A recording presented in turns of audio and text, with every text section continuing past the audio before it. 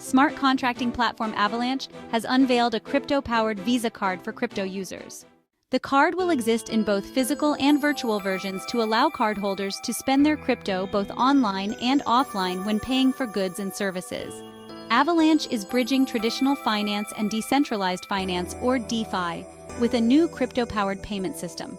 The smart contracting platform has unveiled a crypto-powered Visa card that will allow cardholders to spend their digital assets directly from their wallets without the need to convert the assets into fiat currencies. The card will allow owners to complete payments using digital assets such as Circle's stablecoin USDC, WAVAX, and SAVAX in any location or jurisdiction accepting Visa.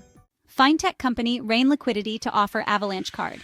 The Avalanche Card is here. Crypto-friendly spending anywhere Visa is accepted. Waitlist, sign up, terms and conditions, and all card details at https://t.co/jgmu5p2l9.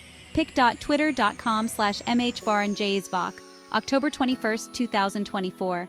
Avalanche Card's official website indicates that the Visa card will be offered by a financial technology company called Rain Liquidity. The card will debut both online and physical versions, bringing flexibility to crypto payment services for online and offline transactions. The assets in the card are not legal tender and will therefore be subject to price fluctuations.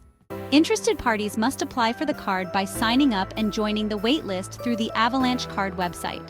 The provider will issue a new self-custody wallet linked to the card with a unique address per asset connected to the wallet for each applicant. Thereafter, the users can deposit funds in the wallet through the address and spend the assets at their convenience to buy goods or pay for services.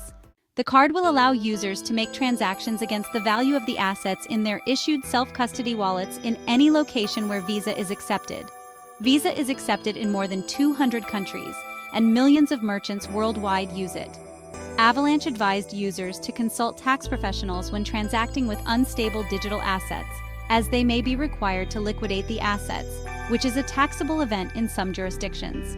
It's important to note that the Avalanche Visa card is not insured by the FDIC.